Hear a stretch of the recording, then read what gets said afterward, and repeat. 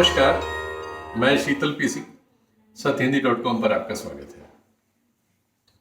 आज supreme court में कुछ ऐसा घटा जिसकी वजह से इस देश में जो लोकतंत्र के पक्षधर लोग हैं उनको बहुत समय बाद एक राहत की सांस सी मौजूद हुई।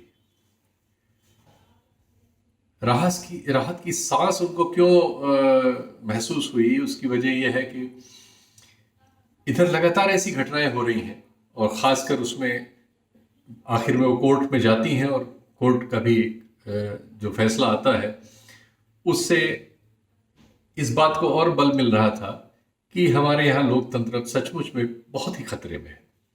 लेकिन आज जो कुछ हुआ उसने फिर से एक हौसला दिया है और लोकतंत्र की रक्षा में जो लोग हैं, जो चाहते हैं कि देश में लोकशाही रहे, दुनिया में लोकशाही रहे, समाज लोकशाही वाला हो, उनके लिए एक बहुत ही राहत की खबर है।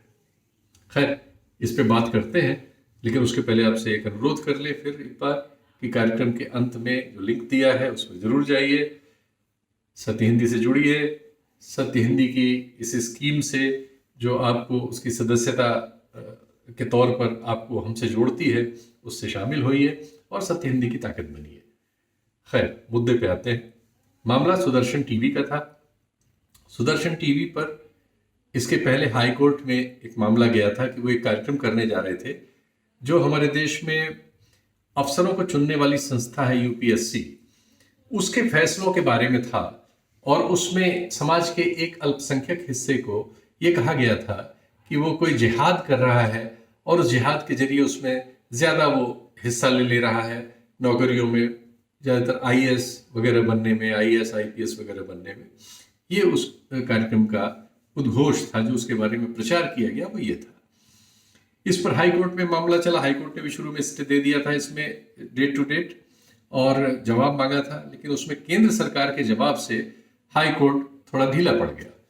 केंद्र सरकार ने जवाब में ये कहा, जो एक तकनीकी जवाब था, कि जब तक कार्यक्रम का प्रसारण नहीं हो जाता तब तक हम उसके बारे में क्या फैसला करें कि वो सही है या गलत। हमने इसके पहले ऐसा कोई फैसला नहीं किया है, कार्यक्रम के प्रसारण के बाद ही किया है।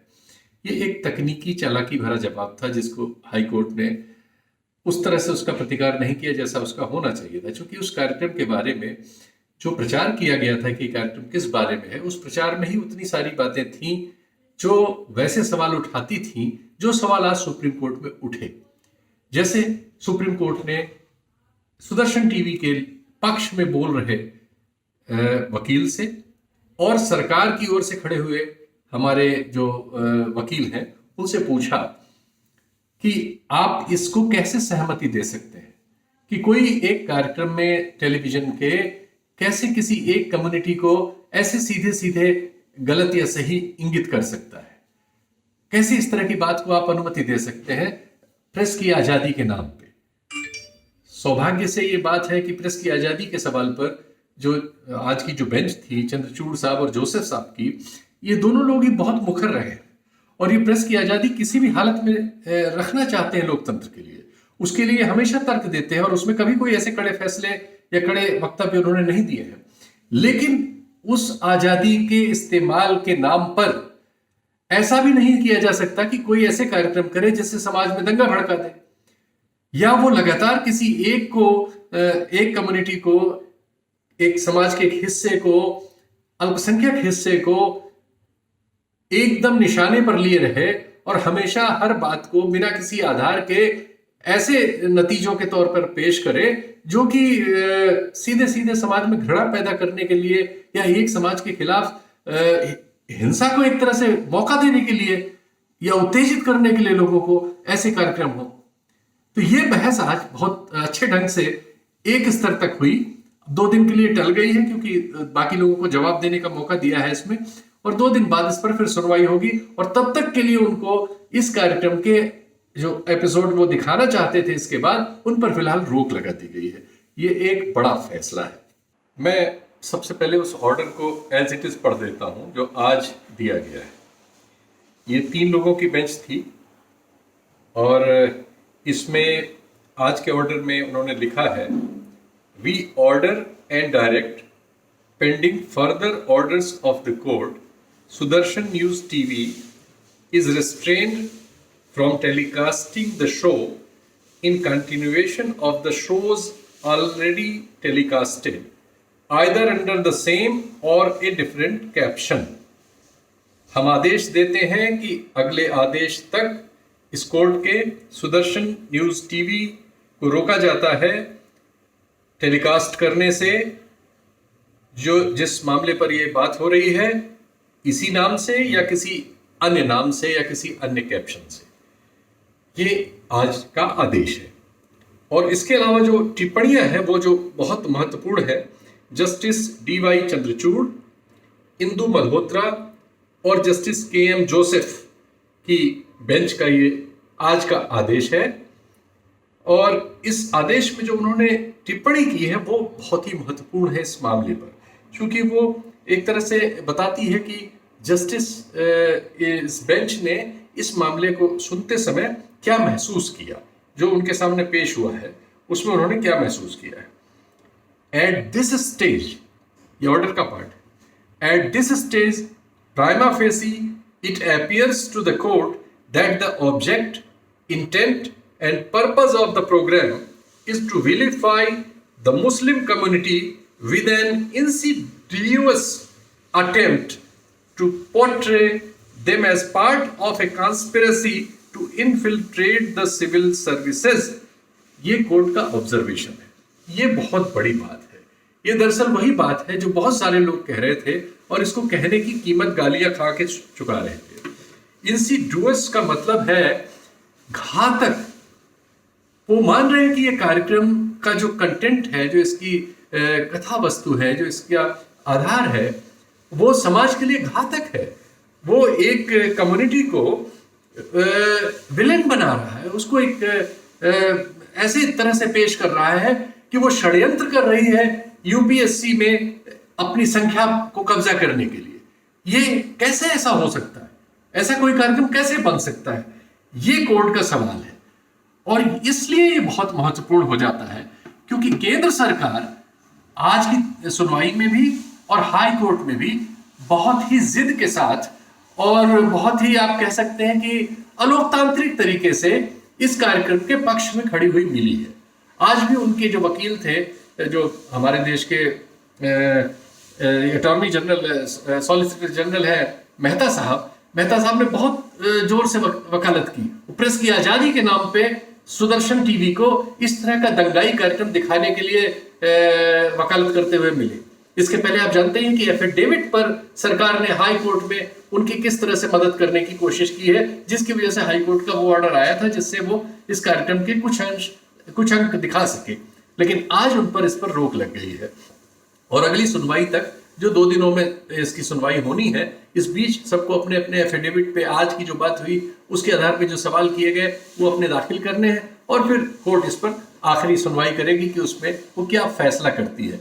लेकिन इसने एक चीज तो साफ की कि अगर सुप्रीम कोर्ट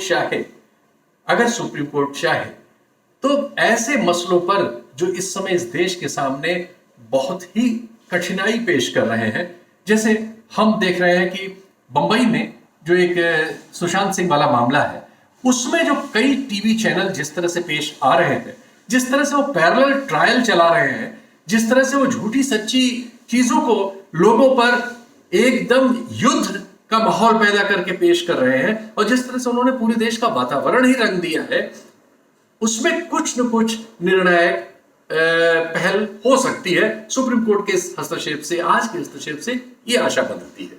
आज सुनवाई के दौरान जस्टिस चंद्रचूड़ पूरे फॉर्म में थे, क्योंकि पिछली जब ये अपील उन्होंने सुनवाई के लिए स्वीकार की थी तो उन्होंने प्रेस काउंसिल ऑफ इंडिया को और जो ब्रॉडकास्टर्स की एसोसिएशन है, टेलीविजन वालों ने अपनी एक एसोसिएशन बना रखी है, बहुत समय से है, जो हमेशा जब भी ऐसा कोई कोर्ट में मामला आता है आके कह देती है कि हम अपना सेल्फ रेगुलेट करते हैं, हम अपना सेल्फ रेगुलेशन करते हैं।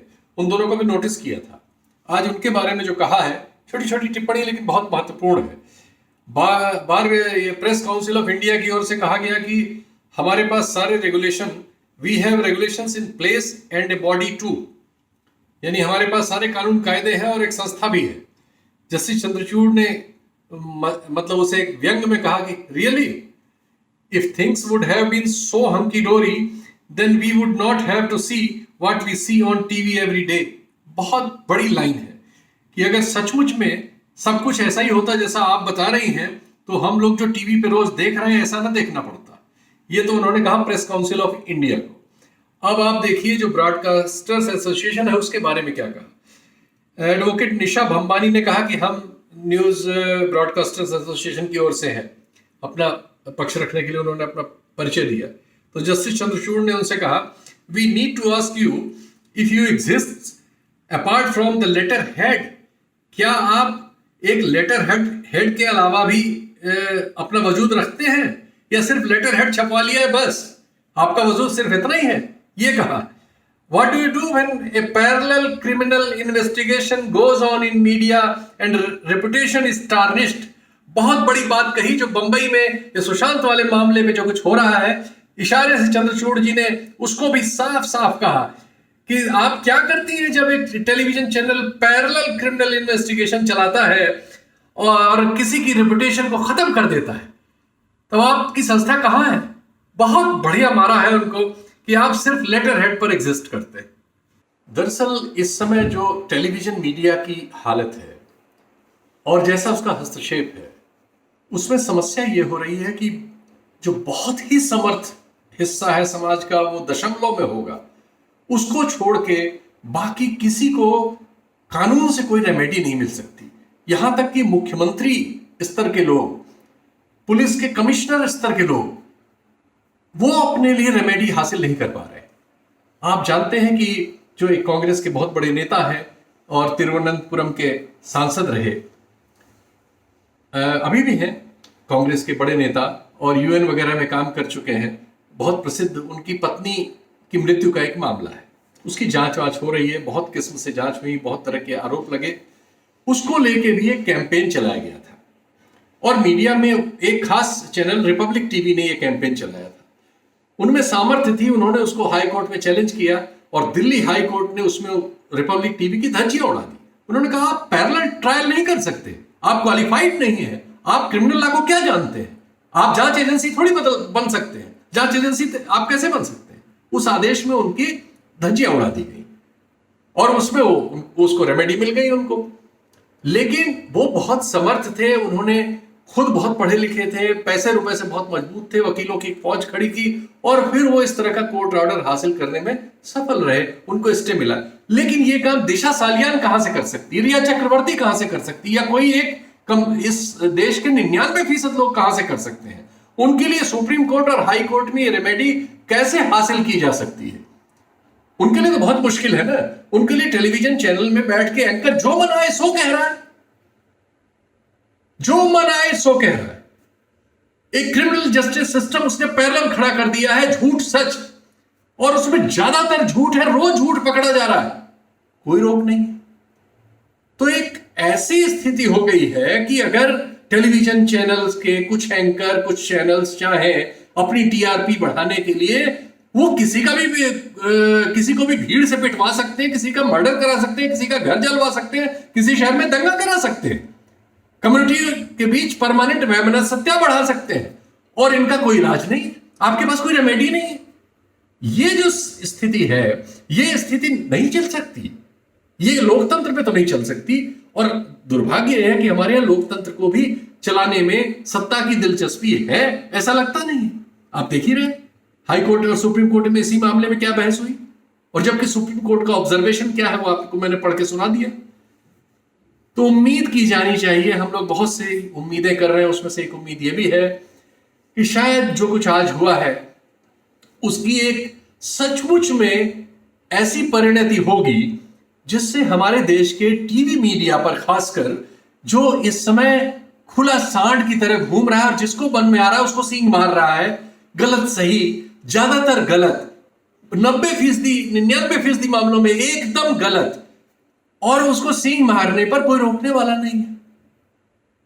तो शायद इसमें जो संबंधित इंस्टीट्यूशंस हैं जिन्होंने अपने हाथ खड़े कर दिए हैं सरकार समेत, उनके लिए एक इसमें कोई राह निकले और उनको मजबूर होना पड़े कि कम से कम ये सच है कि प्रेस की आजादी होनी चाहिए, लेकिन यह भी सच है कि प्रेस की आजादी किसी दूसरे का जीवन खत्म करके नहीं हो सकती, किसी का जीवन लेके नहीं हो सकती, किसी की हत्या करके, किसी को अपमानित करके, किसी का वजूद मिटा के नहीं हो सकती। तो इसके बीच क्या तरीका निकले, शायद इस मुकदमे से यह हल हमारे आपके सामने आए। आज इतना ही, फिर हाजिर होंगे। धन्यवाद, नमस्कार। सत्य हिंदी के और वीडियोस को देखने के लिए हमारे YouTube चैनल को सब्सक्राइब करें और सीधे नोटिफिकेशन पाने के लिए बेल आइकन दबाएं।